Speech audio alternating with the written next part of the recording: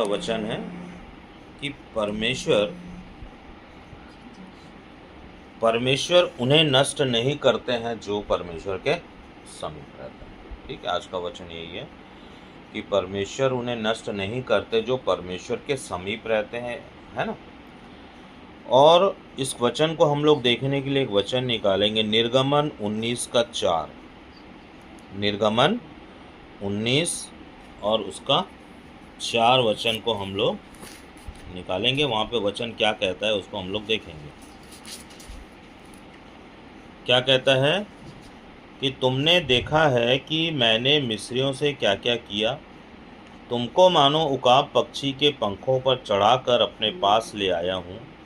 इसलिए अब यदि तुम निश्चय मेरी मानोगे और मेरी वाचा का पालन करोगे तो सब लोगों में से तुम ही मेरा निज धन ठहरोगे। समस्त पृथ्वी तो मेरी है। ठीक है, संपूर्ण पृथ्वी किसकी है? मेरी है। मतलब कौन कहता है? परमेश्वर कहता है ना। और यहाँ पे एक बात क्या है कि जब परमेश्वर ने किसको चुना? मूसा को चुना, है ना। और मूसा के द्वारा परमेश्वर ने किसको निकाला बाहर? इजरायलियों को। क्योंकि वहाँ पे बहुत सालों से वहाँ पे उन लोग गुलामी सह रहे थे। उन लोग वहाँ पे क्या बनाते थे? ईंट बनाते थे। क्या बनाते थे? ईंट बनाते थे।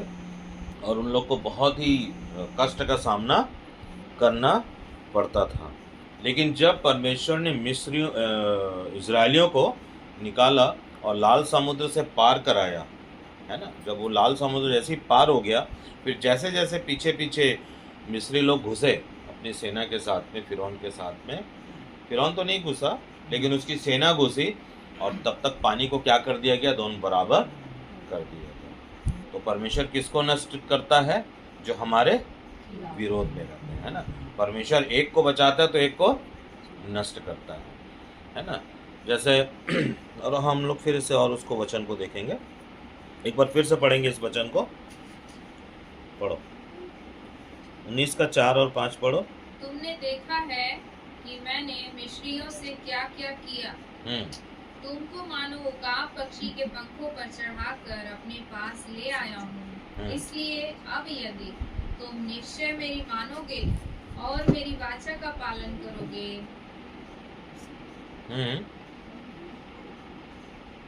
तो सब लोगों में से तुम ही मेरा निज धन ठहरोगे।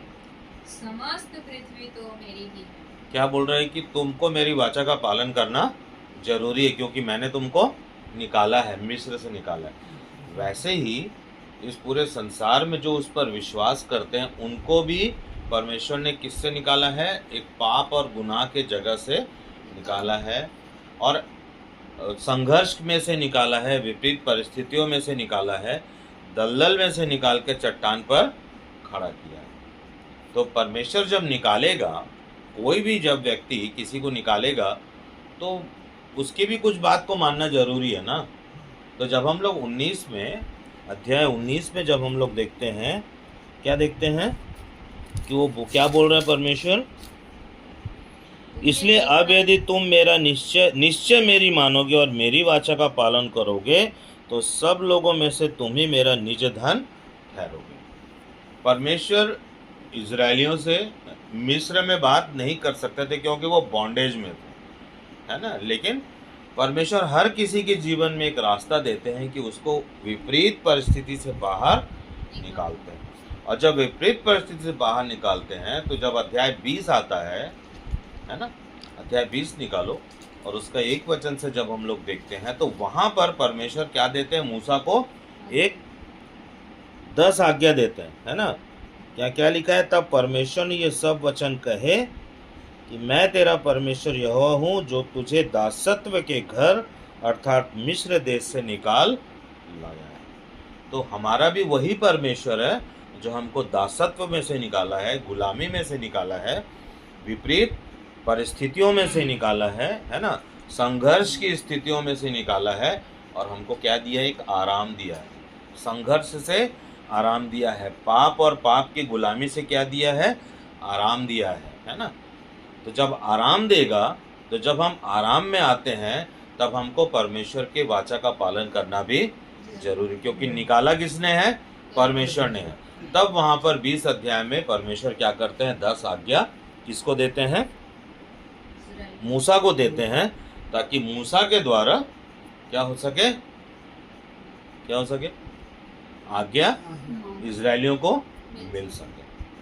हमारा जो आज जो हम लोग जिस बात को देख रहे हैं कि जो परमेश्वर के समीप रहता है, परमेश्वर उसको नाश नहीं करता है, ठीक है ना।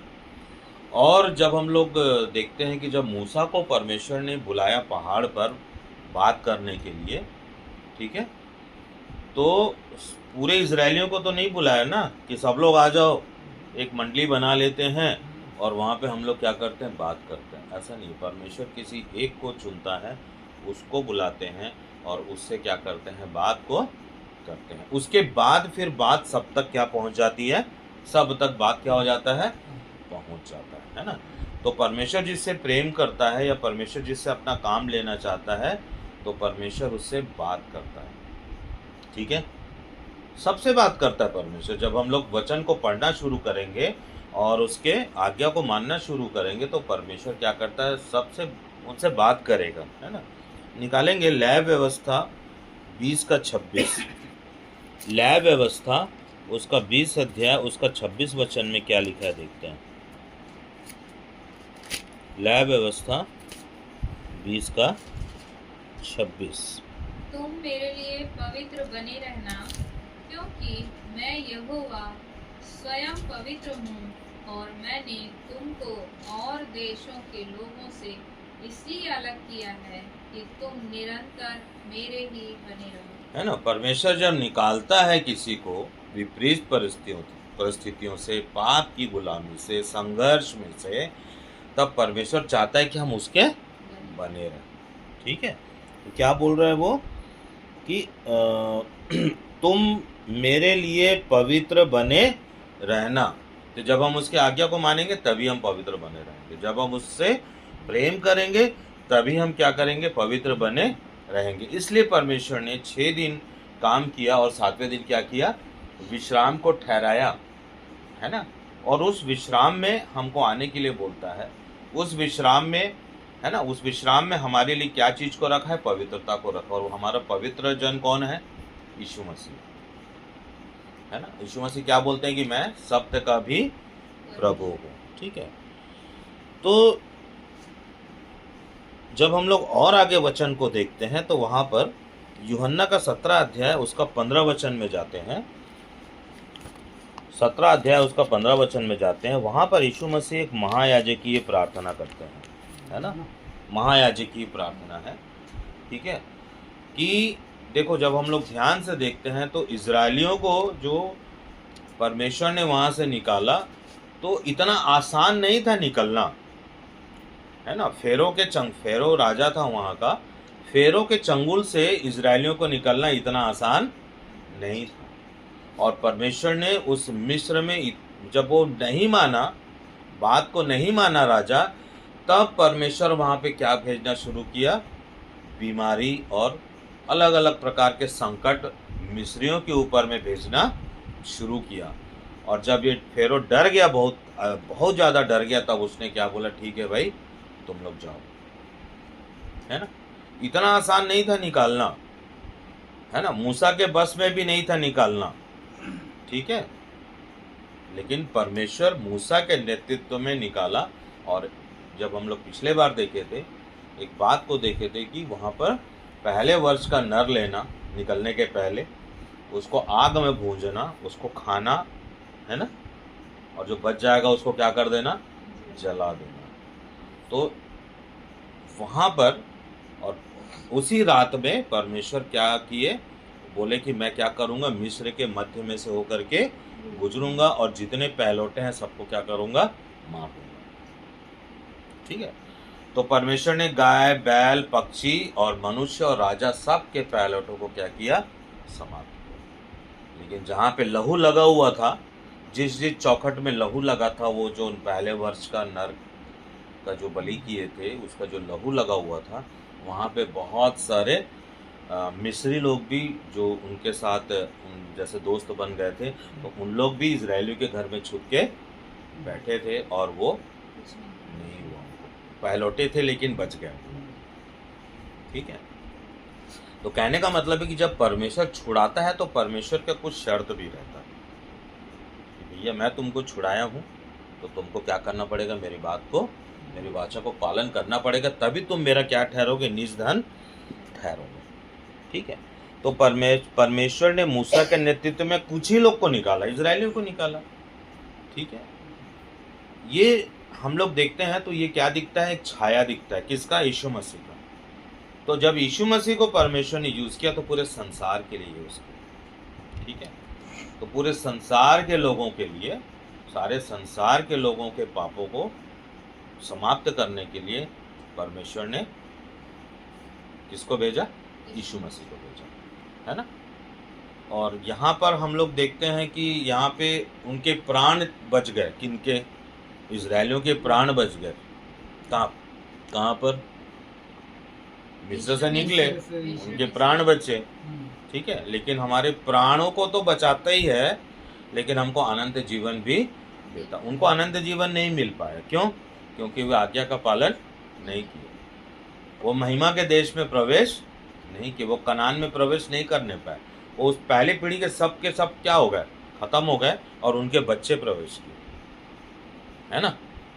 उनके बच्चे जो थे वो कनान में प्रवेश किए यहोशू के नेतृत्व में। ठीक है, तो यहाँ पर जब हम लोग देखते हैं कि उसकी वाचा के पालन करने के विषय में कहता है, पढ़ो 17 का 15 क्या कहता है, क्या बोल रहे हैं यीशु मसीह। मैं यह विनती नहीं करता कि तू उन्हें जगत से उठा ले, परंतु यह कि तू उन्हें उस दुष्ट से बचाए रख। हाँ, तो यीशु मसीह महायाजक की प्रार्थना में क्या बोले हैं कि मैं ये नहीं कहता कि तू उन्हें जगत से उठा ले, परंतु उनको क्या कर, दुष्ट से बचा ले, है ना। यीशु मसीह ने अपनी महायाजक की प्रार्थना में, जब आप इस महायाजक की प्रार्थना को कभी पढ़ोगे तो इससे ये पता चलता है कि यीशु मसीह ने परमेश्वर की आज्ञा का पूरा पालन किया, क्योंकि वो मनुष्य के रूप में जन्मा था, वो पूरी तरह से मनुष्य था, है ना, लेकिन उसके अंदर में तमाम परमेश्वर के गुण क्या थे, मौजूद थे। इसलिए वो पानी पर चल के आता है ना, इसलिए वो पानी पर चल के आता है, और रोटी को कई गुना कर देता है, मछली को कई गुना कर देता है, अंधों को आंख दे देता है। तो उसके पास तमाम चीज़ें, मतलब जो स्वर्गीय सामर्थ्य से पूरा का पूरा यीशु मसीह भरे हुए थे, हालांकि वो मनुष्य का पुत्र था। ठीक है, तो मनुष्य के पुत्र के दशा में उसको भेजा गया। ऐसा नहीं है कि वो पूरा एकदम सामर्थी रूप से सीधा स्वर्ग से उतर के आ करके हमको बचा लिया, ऐसा नहीं है। वो मनुष्य के दुख को देखा, मनुष्य के दुख को देख करके वो रोया। लाजर मरा तो लाजर के लिए वो रोया, है ना। लाजर मरा तो लाजर को भी उसने क्या किया, जिंदा किया। क्यों, क्योंकि लाजर और मरियम ये लोग यीशु मसीह के काफ़ी करीब थे। तो जो परमेश्वर के समीप रहते हैं, परमेश्वर उनको क्या करता है, नष्ट नहीं, लाजर को जिंदा करके। हालांकि लाजर बाद में मरा होगा, बाद में तो मरा होगा, कब्र में डाले होंगे उसको, लेकिन उसको ये दिखाने के लिए कि मैं ही परमेश्वर हूँ, ऐसा करके दिखाने के लिए उसने क्या किया, इन सब बातों को किया। और इस सब बातों में किसको महिमा दिया, पिता को महिमा दिया, है ना। चलो और आगे हम लोग देखते हैं कि निर्गमन 34 में यदि हम लोग देखते हैं, हम लोग निर्गमन 34 में आएंगे।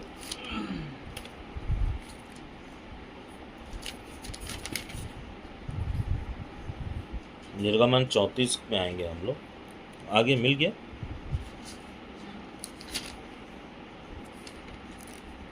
और उसका 27 और 28 वचन क्या लिखा है, देखो। तब यहोवा ने मूसा से कहा, ये वचन लिख ले, क्योंकि इन्हीं वचनों के अनुसार मैंने तेरे और इज़राइल के साथ वाचा बांधी है। बस, तब यहोवा ने मूसा से कहा, ये वचन क्या कर ले, लिख ले, क्योंकि इन्हीं वचनों के अनुसार मैंने तेरे और इज़राइल के साथ क्या बांधी है, वाचा बांधी। तो आज्ञा क्या है, परमेश्वर और हमारे बीच एक वाचा है, एग्रीमेंट, कि तो ये करना, ये ना करना, ये ना करना, तो ऐसा करना, ऐसा मत करना, ऐसा एक एग्रीमेंट है।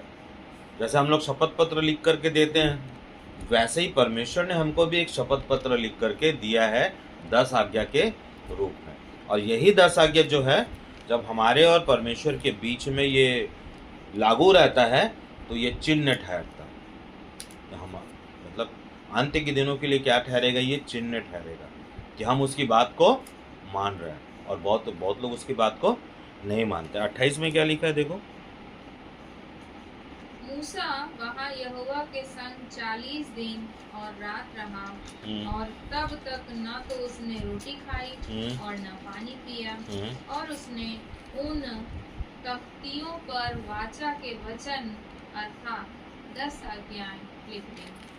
10 आज्ञा जो हम लोग देखते हैं निर्गमन 20 अध्याय में, उस 10 आज्ञा को कहाँ पे लिख दिया? तख्तियों पर लिख दिया। और वही 10 आज्ञा इज़राइल और परमेश्वर के बीच में एक वाचा था कि ऐसा करोगे तो बचे रहोगे और मेरा निज धन ठहरोगे, क्योंकि संपूर्ण पृथ्वी किसकी है? मेरी है ना। ये संपूर्ण पृथ्वी परमेश्वर की है। ठीक है। और हम लोग आगे देखेंगे।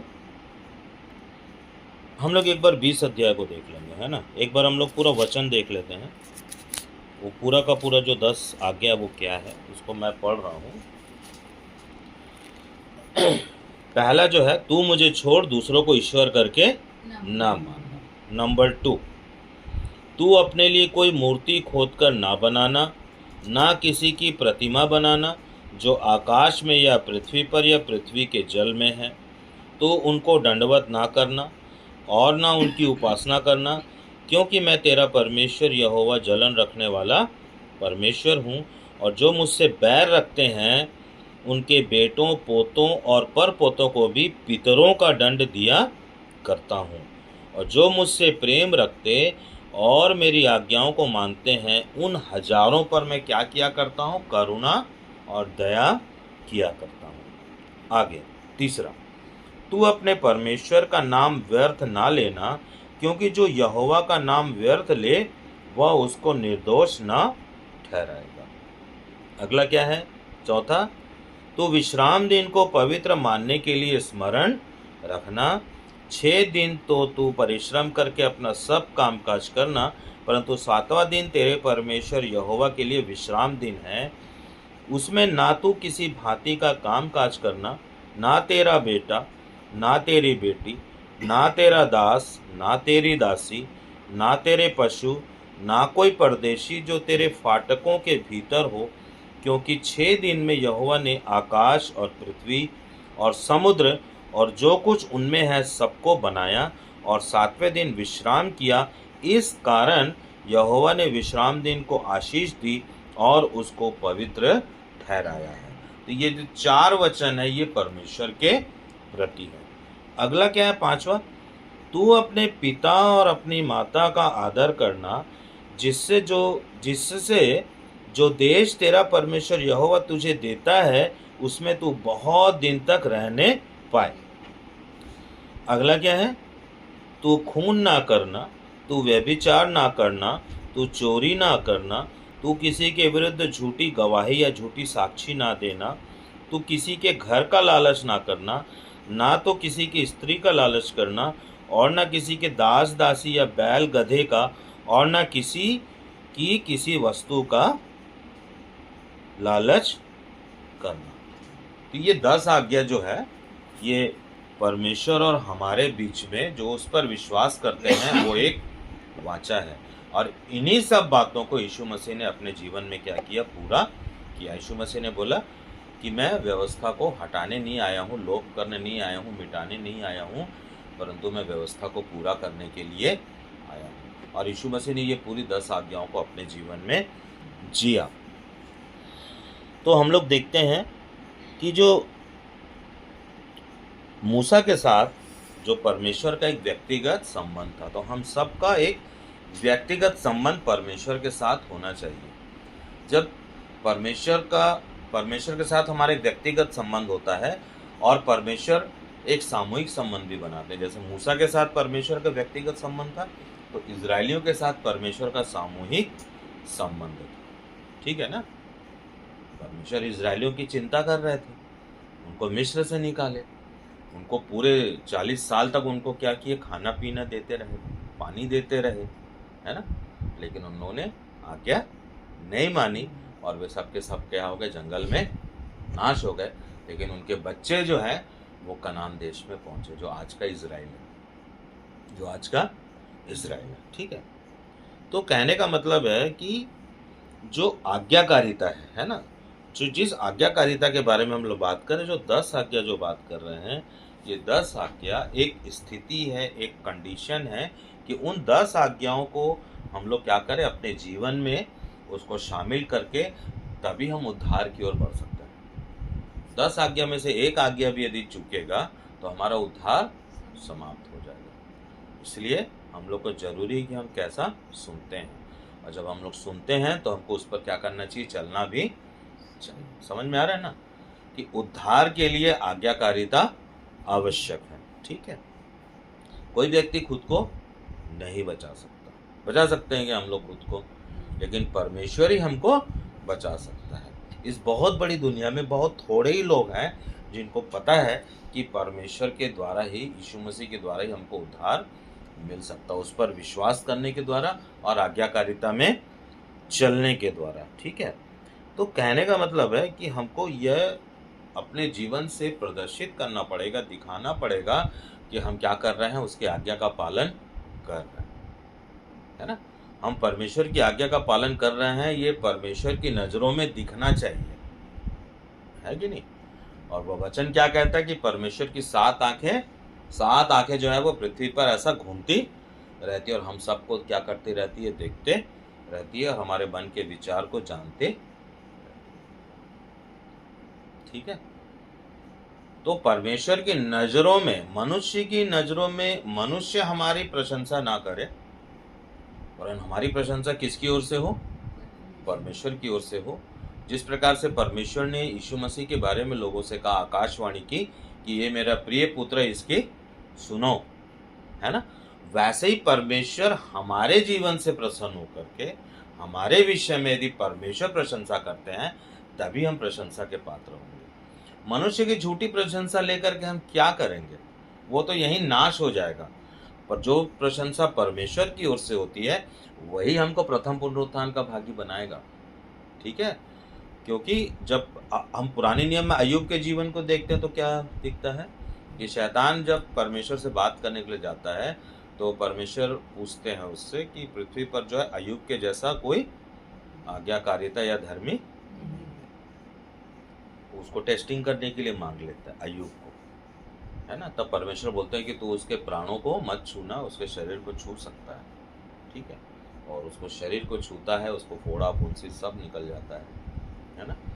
जब तक वो अंतिम समय में अपने दोस्तों के लिए प्रार्थना करता है, उनको क्षमा करता है, बहुत सारी चीज़ें अय्यूब के पुस्तक में, उस बहुत दिन लगेगा उसको पढ़ने में, तब उसका जीवन का, तब तक उसका सब कुछ क्या हो जाता है, नाश हो जाता है। लेकिन परमेश्वर फिर से उसको सब कुछ उससे ज़्यादा लौटा देता है, ठीक है। चलो आगे हम लोग देखते हैं यूहन्ना 3 अध्याय और उसके 16 वचन में हम लोग देखेंगे क्या कहता है। 3 अध्याय उसका 16 वचन कि परमेश्वर ने जगत से ऐसा ऐसा प्रेम किया कि उसने अपना इकलौता पुत्र,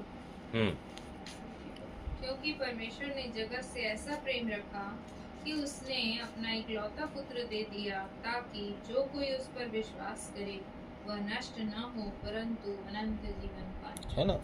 कहने का मतलब है कि परमेश्वर हमें छुड़ाए, किसके द्वारा, अपने पुत्र के द्वारा। इस्राएलियों को किसके द्वारा परमेश्वर ने छुड़ाया, मूसा के द्वारा। मूसा से बातचीत की, लेकिन हमारे उद्धार के लिए परमेश्वर ने किससे बातचीत किया, यीशु मसीह से, और बोले कि तुमको कहाँ जाना पड़ेगा, धरती पे जाना पड़ेगा, तुमको मनुष्य का जन्म लेना पड़ेगा, ठीक है।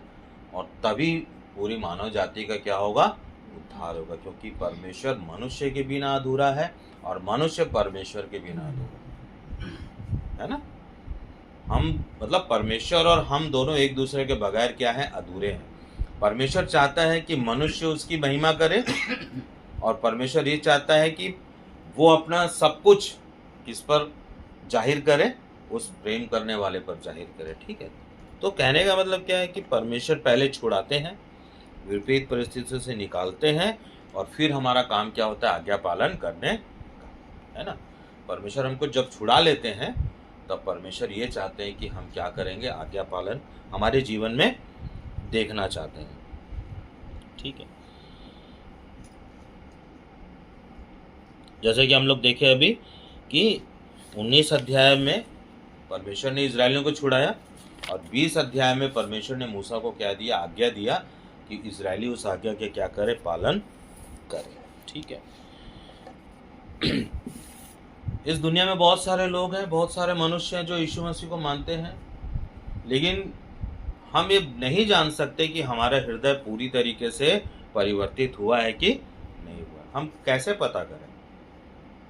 हम कैसे पता करेंगे कि हमारे हृदय पूरी तरह से परिवर्तित हुआ है कि नहीं हुआ? तो जो अपरिवर्तित हृदय है उसका उद्धार के लिए पूरी तरह से परिवर्तित हृदय होना चाहिए और नया मन होना चाहिए। जैसे कि हम लोग बहुत सारा चर्चा करते रहे हैं। हम लोग देखे हैं कि यूहन्ना 14:15 में, है ना, हम लोग वही देखे ना कि जो कोई मुझसे प्रेम करेगा वो मेरे आज्ञाओं का पालन करेगा। तो जब हम उससे प्रेम करते हैं तो वो हमसे प्रेम करता है, जब हम उससे आज्ञा पालन करते हैं तो हमसे प्रसन्न होता है। ये दोनों चीज़ों को देख करके परमेश्वर पवित्र आत्मा यीशु मसीह से, जो पवित्र आत्मा किसकी है? यीशु मसीह का ही है उसी का, है परमेश्वर का ही। लेकिन परमेश्वर क्या करते हैं? उस आत्मा को किसको देते हैं? उस प्रेम करने वाले और उस आज्ञा पालन करने के जीवन में दे पाते हैं। तभी हमारा मन क्या होता है? परिवर्तित होता है ना। अब जैसे मान लो कि दिलेश्वरी, नीरज लोग के पास में मोबाइल है ना, उन लोग मेरे को यहाँ फ़ोन कर रहे हैं, है ना, लेकिन मेरे में बैलेंस ही नहीं है, तो मैं उठा पाऊंगा क्या? माध्यम क्या है कि उसमें सामर्थ्य होना चाहिए, सिम कार्ड में, है ना, आवाज़ भेजने और आवाज़ को प्राप्त करने का एक सामर्थ्य होना चाहिए। वैसे ही परमेश्वर ने अपने प्रेम करने वालों और अपने आज्ञा पालन करने वालों के जीवन में एक पवित्र आत्मा की सामर्थ्य को भेजा, जिससे उसका मन क्या हो जाता है? नया हो जाता है, वो परिवर्तित हो जाता है, और परमेश्वर उस पवित्र आत्मा के माध्यम से हमसे क्या करते हैं? बातचीत करते हैं। आप कितना भी बाइबल पढ़ लो, एक अपरिवर्तित व्यक्ति कितना भी बाइबल पढ़ ले, कितना भी वो क्या कर ले? याद कर ले, उसका उद्धार जब तक कि वो उसका मन परिवर्तन ना हो, उसका हृदय का परिवर्तन ना हो। और हृदय का परिवर्तन करने के लिए आवश्यक है कि हम उससे प्रेम करें और उसको हम प्रसन्न करें, हम उसको इतना प्रसन्न करें परमेश्वर को कि वो क्या करे? हमें पवित्र आत्मा का वरदान हमको दे दे। ठीक है, निकालेंगे रोमियो की पत्री 12 अध्याय और उसका 2 वचन। रोमियो की पत्री 12 अध्याय उसका 2 वचन।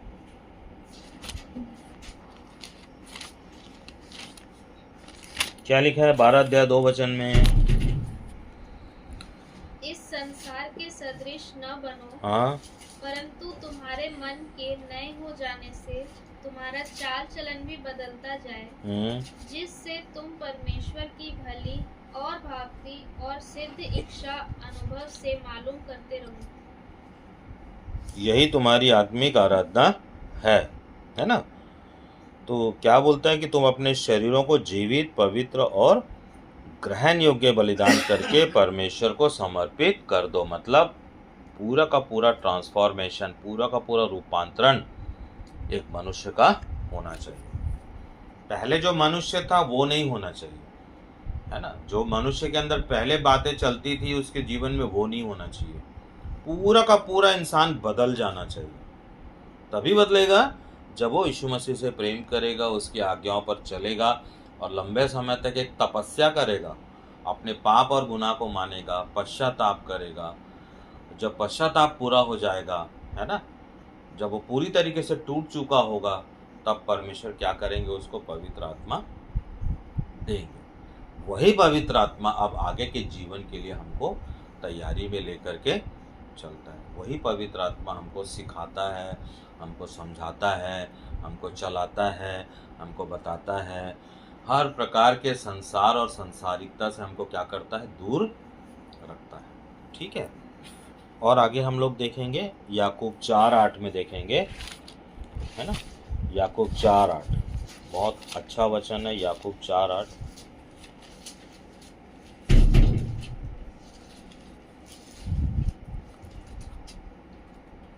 क्या है? 4:8 में कि परमेश्वर के निकट आओ तो वह तुम्हारे निकट आएगा। निकालो याकूब 4:8 वचन कि जब तक हम उसके निकट नहीं आएंगे, तो निकट आने का क्या तरीका है? प्रेम करना, उसकी आज्ञाओं को मानना, जो 10 आज्ञा है उसको अपने जीवन में मानना, यही निकटता है। निकट के आगे मुंह देखेंगे थोड़ी ना चलेगा। चलेगा क्या? या हाँ मैं निकट आ गया हूँ, मैं बस आपको देखना चाहता हूँ, ऐसा थोड़ी ना होगा। तुमको उसको क्रिया में लाना होगा ना। प्रेम करना पड़ेगा और उसकी आज्ञा का पालन करना पड़ेगा। अपने पुराने जीवन के लिए पश्चाताप करना पड़ेगा। परमेश्वर से मांगना पड़ेगा कि प्रभु ये मेरा जो जीवन चल रहा है, ये जीवन मैं नहीं चाहता हूँ, मुझे नया जीवन चाहिए। तब जाके नया जीवन परमेश्वर देखे। जब इसके पश्चाताप का टाइमिंग पूरा हो जाएगा, तब प्रभु अपने हिसाब से पवित्र आत्मा देते हैं। और संसार में लोग बोलते हैं कि पवित्र आत्मा हाथ रखने से पवित्र आत्मा मिल जाता है। ऐसा नहीं है। कोई आदमी परमेश्वर से बड़ा नहीं हो सकता। ठीक है, निकालो, पढ़ो। मिला? याकूब 4:8 पढ़ो ना। परमेश्वर के निकट आओ तो वह भी तुम्हारे निकट आएगा। हाँ, परमेश्वर के निकट आओ तो वह भी तुम्हारे क्या आएगा? निकट है। तुम 1 कदम बढ़ाओ, वो 2 कदम बढ़ाएगा। हे पापियों, अपने हाथ शुद्ध करो और हे दुचित्ते लोगों, अपने हृदय को पवित्र करो। बस। तो जब हम उसके आज्ञा के अंदर आ जाते हैं, तब परमेश्वर हमारी स्थितियों को देखते हैं। जब हम अपने पुराने जीवन से पश्चाताप करना शुरू करते हैं, एक एक पाप को स्मरण करते हैं और उसको हम क्या कर लेते हैं? मान लेते हैं।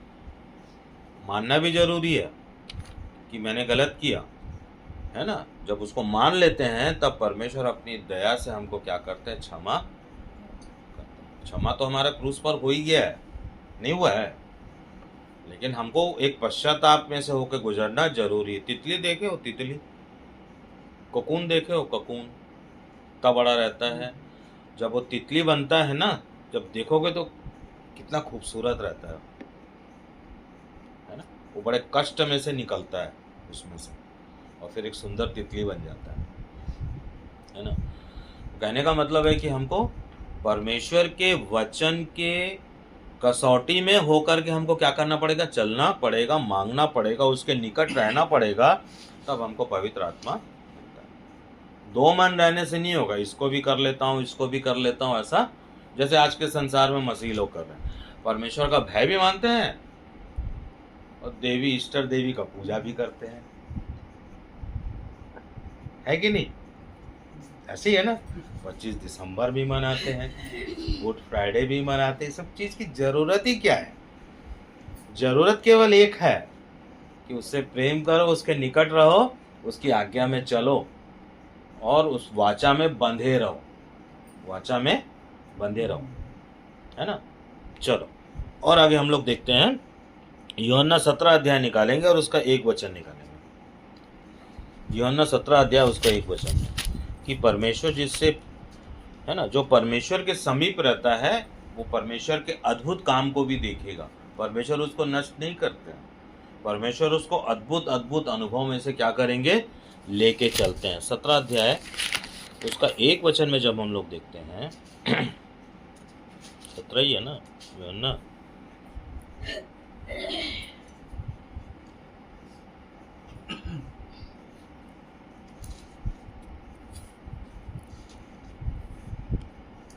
लूका तो नहीं, लूका होगा।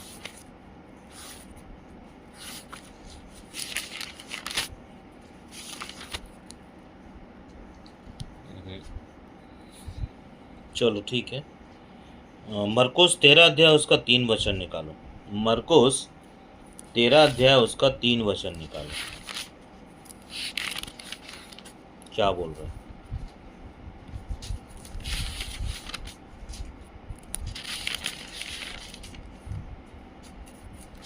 जब वह जैतून के पहाड़ पर मंदिर के सामने बैठा था, तो पतरस और याकूब और यूहन्ना और अनिद्रियास ने अलग जाकर उससे पूछा, हम्म हमें बता कि ये बातें कब होंगी हम्म और जब ये सब बातें पूरी होने पर होंगी उस समय का क्या चिन्ह होगा। बस क्या बोल रहे हैं कि पतरस, याकूब, यूहन्ना और आंद्रियास ने एकांत में उससे पूछा, है ना। तो परमेश्वर जो है वहां पे यीशु मसीह क्या बता रहे हैं, अंत के चिन्ह के समय में क्या कर रहा है, बता रहे हैं, अंत के चिन्ह के विषय के बारे में बता रहे हैं और एकांत में बता रहे हैं। वो पूरे के पूरे चेले नहीं है वहां पे, केवल 4 चेले ऐसे थे, 3 चेले ऐसे थे जो यीशु मसीह के बहुत समीप थे। हम भी यीशु मसीह के चेले हैं, हम भी पतरस, याकूब और यूहन्ना के जैसे हो सकते हैं, पर जरूरत इस बात की है कि हम उसके समीप रहें, उसके वचनों को पढ़ें, उसके वचनों को सुने, उससे प्रेम करें, उसकी आज्ञा का पालन करें। तो जब कोई परमेश्वर के समीप रहता है तब परमेश्वर उसको अपने गूढ़ रहस्य क्या करते हैं, प्रकट करते हैं। ठीक है ना। और हम लोग देखेंगे इसमें प्रेरितों के काम 10 अध्याय उसका 34 क्या लिखा है, देखो।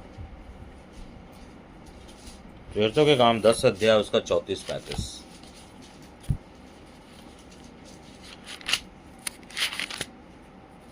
तब पतरस ने कहा, हम्म अब मुझे निश्चय हुआ हम्म कि परमेश्वर किसी का पक्ष नहीं करता।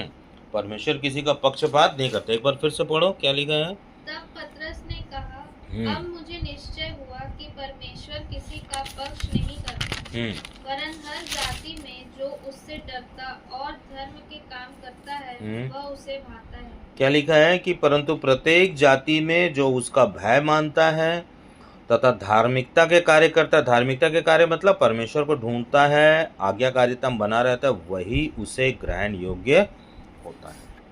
समझ में आ रहा है ना कि परमेश्वर किसी का पक्षपात नहीं करता कि भैया वो तो बहुत धनी आदमी है तो चलो परमेश्वर उसको बोल देगा तुम बहुत धनी हो इसलिए तुम्हारे लिए उधार फ्री, तुमको कुछ नहीं करना पड़ेगा। या कोई बहुत लंबा चौड़ा रहेगा, बहुत प्रसिद्ध रहेगा, परमेश्वर उसको आके बोलेगा भाई कि तुमको मैं बिना आज्ञा पालन का उद्धार दे देता हूँ, ऐसा होगा क्या? चाहे लंबा हो, बड़ा हो, छोटा हो, धनी हो, गरीब हो, सबके लिए एक ही कंडीशन है। गुलर के पेड़ में चढ़ा के आना। हाँ, वो जक्कई, वो कितना धनवान था वो, है ना। लेकिन जब उसने अपना पश्चाताप किया, जब बोला कि मैं जिससे लिया उसको 4-4 गुना क्या कर दूंगा, लौटा दूंगा, तब यीशु मसीह बोले कि आज इस घर में क्या आया है, उद्धार। ठीक है ना।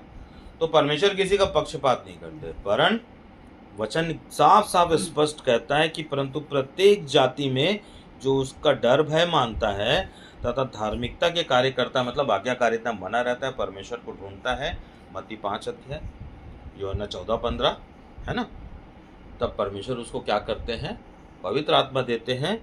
और पवित्र आत्मा देने का मतलब है कि वो परमेश्वर से उत्पन्न हो गया है। परमेश्वर से उत्पन्न होना यही है कि जब हम पवित्र आत्मा को पाते, जब हमारा नया मन कर दिया जाता है ना, जब हम आज्ञाकारिता में चलते हैं, उसके धार्मिकता में चलते हैं, उसको हम ढूंढते हैं, तब हम उसके ठहरते हैं। हम संसार के नहीं रहते। हाँ, कोई भी रहे, गरीब आदमी, अमीर आदमी, कोई भी रहे, गुंडा, बदमाश, कोई भी रहे, जब वो इस वचन के दायरे में आ जाएगा तो परमेश्वर उसको क्या करेंगे, ग्रहण कर लेंगे। ठीक है ना। यीशु मसीह केवल आए हमको ये क्या चीज करने के लिए कि हमारे पाप और गुनाह जब तक उस पर नहीं लादे जाते तब तक हमारा छुटकारा संभव नहीं था। अब हमको देखना है कि उसके यीशु मसीह के क्रूस में मेरा पाप है कि नहीं है। तो जब हम लोग देखेंगे तो सारे के सारे पाप हमको दिखाई देंगे। तब हम लोग क्या होते हैं, हम लोग एक आत्मिक दुख में से होकर के गुजरते हैं। और वही आत्मिक दुख जो है पश्चाताप होता है, और वही पश्चाताप हमको उद्धार की तरफ लेकर के चलता है। ठीक है। पहला यूहन्ना 5:4 देखो क्या बोल रहा है। पहला यूहन्ना 5:4, पहला यूहन्ना 5 अध्याय उसका 4 वचन। क्योंकि जो कुछ परमेश्वर से उत्पन्न हुआ है वह संसार पर जय प्राप्त करता है। जो कोई परमेश्वर से उत्पन्न हुआ, यही लिखा है ना। जो कुछ परमेश्वर से जो वहां पे कोई होना चाहिए, जो कोई परमेश्वर से उत्पन्न हुआ है वो संसार में क्या पाता है? जय पाता है। पहला यूहन्ना 5:4। तो संसार पर हम तब, संसार तो बहुत बड़ा है, संसार में बहुत सारी अभिलाषाएं हैं, सब कुछ है, शैतान की सारी सामग्रियां मौजूद है, उस पर हम जय तभी प्राप्त करेंगे जब हम परमेश्वर से उत्पन्न होंगे। और परमेश्वर से उत्पन्न होने का मतलब ये है कि हमको परमेश्वर के समीप जाना पड़ेगा, उसकी निकटता में हमको क्या करना पड़ेगा? आना पड़ेगा, है ना। उसके शर्तों को देखना पड़ेगा, उनकी बातों को देखना पड़ेगा, है ना। और एक पश्चाताप में से होकर के क्या करना पड़ेगा? गुजरना पड़ेगा, प्रेम करना पड़ेगा, आज्ञा पालना पड़ेगा। इन सब बातों को देख करके परमेश्वर उसको क्या देंगे? प्रसन्न होकर के पवित्र आत्मा देंगे, जो परमेश्वर और यीशु मसीह की ही आत्मा है। तब वहां से पवित्र आत्मा उसको आगे के जीवन की ओर लेकर के चलता है, ठीक है।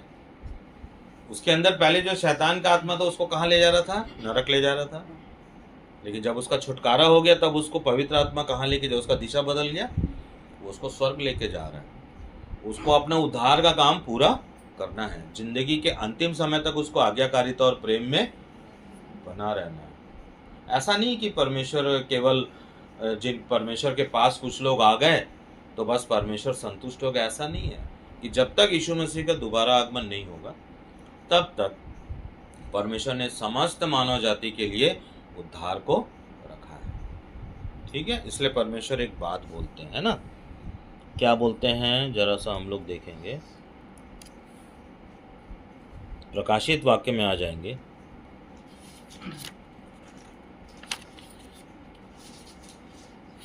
प्रकाशित वाक्य 18:4 को पढ़ेंगे। परमेश्वर, ऐसा नहीं कि परमेश्वर प्रेम नहीं करते, परमेश्वर सबसे प्रेम करते। परमेश्वर चाहते हैं कि सब प्राणी उसके निकट में आ जाए।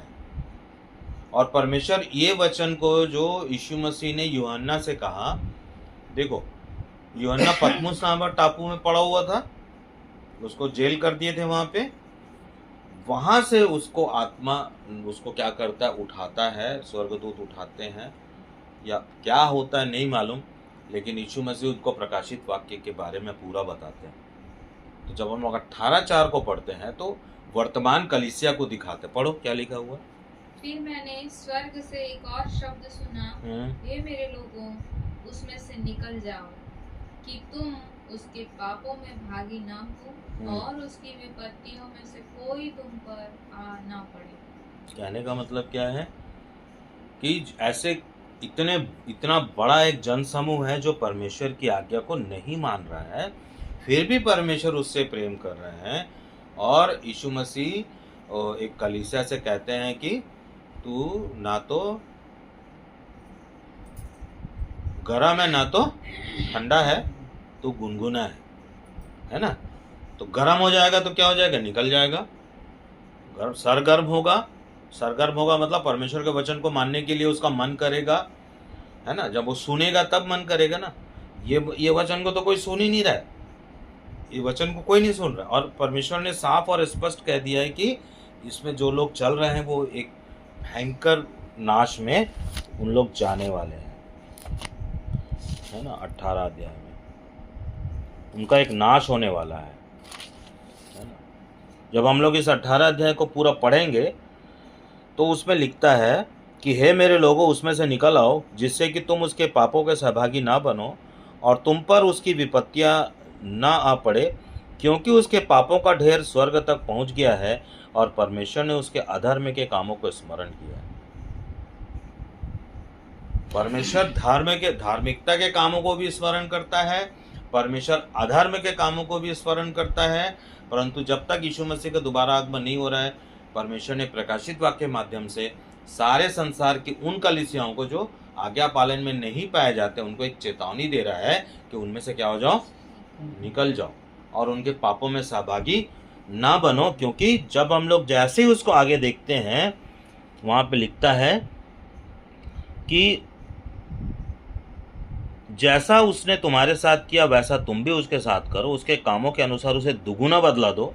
जिस कटोरे में उसने मदिरा मिश्रित की है उसी में उसके लिए दुगुना मिश्रित करो। उसने जिस सीमा तक अपनी बड़ाई की और भोग विलास किया, उसी सीमा तक उसे यातनाएं और पीड़ा दो, क्योंकि वह अपने मन में कहती थी, मैं तो रानी होकर बैठी हूँ, मैं विधवा नहीं हूँ, मैं कभी शोक में नहीं पड़ूंगी। इस कारण एक ही दिन में उस पर विपत्तियाँ आएंगी, अर्थात महामारी, शोक, अकाल, और वह अग्नि से भस्म कर दी जाएगी, क्योंकि प्रभु परमेश्वर जो उसका न्याय करता है सर्वशक्तिमान है। परमेश्वर प्रेम करता है तो परमेश्वर न्याय करने वाला भी परमेश्वर। हमको परमेश्वर और हमारे बीच में 10 आज्ञा की वाचा से हमारा एक जुड़ाव होना चाहिए। 10 आज्ञा में हमको कैसा रहना, बंधा हुआ हमको रहना है, और उसको निरंतर हमको क्या करना, प्रसन्न करना है, उसके समीप में रहना है। जो परमेश्वर के समीप में रहेगा वो नाश नहीं होगा। और जो आज संसार की सारी कलीसियाएं मानती तो है यीशु मसीह कर रहे हैं, परमेश्वर कर रहे हैं, लेकिन वो किसी और बात को, किसी दूसरे यीशु को मान रहे हैं। उन लोग, समझ में आ रहा है ना, किसी दूसरे यीशु को मान रहे हैं, और उन लोग वो सारे काम कर रहे हैं जिसे परमेश्वर कभी भी प्रसन्न नहीं होता। ठीक है, तो कहने का मतलब ये है कि परमेश्वर अपने वचन में कहते हैं, उसी में निकालो प्रकाशित वाक्य 21 का 7 पढ़ो, क्या बोल रहा है। 21 का 7 क्या बोल रहा है कि जो जय प्राप्त करे वह इन बातों का वारिस होगा। कौन से बातों का वारिस होगा? नया यरूशलेम। नया यरूशलेम इंतजार कर रहा है। किनका इंतजार कर रहा है?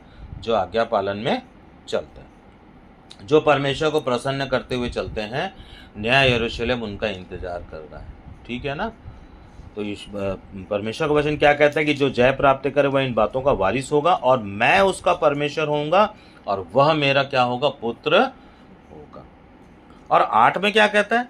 परंतु डरपोकों, अविश्वासियों, घृणितों, हत्यारों, व्यभिचारियों, जादूगरों, मूर्ति पूजकों और सब झूठों का भाग उस झील में होगा जो आग और गंधक से जलती रहती है, यह दूसरी मृत्यु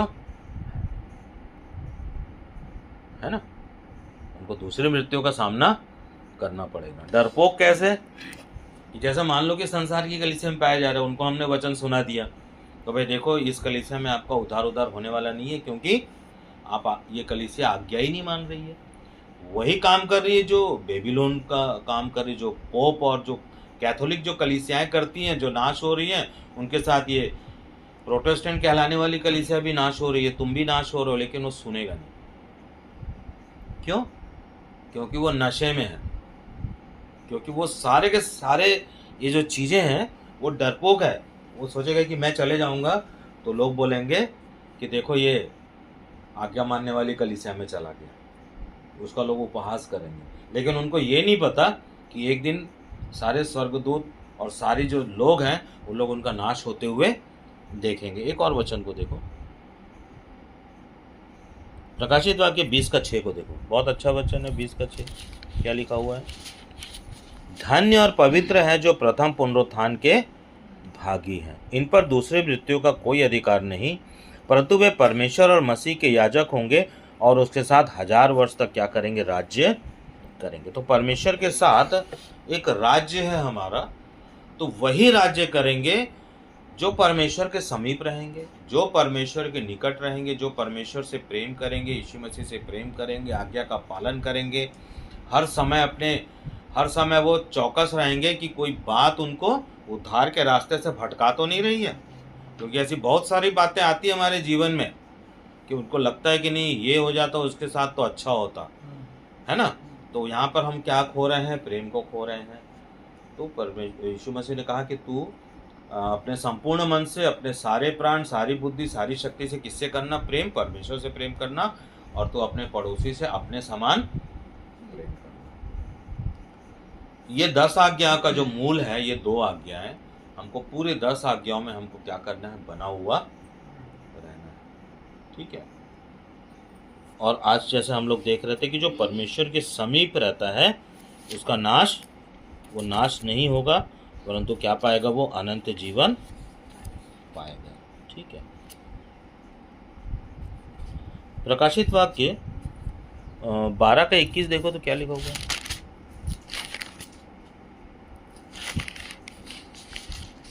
12 का 21 तो नहीं, 2 का 21 होगा।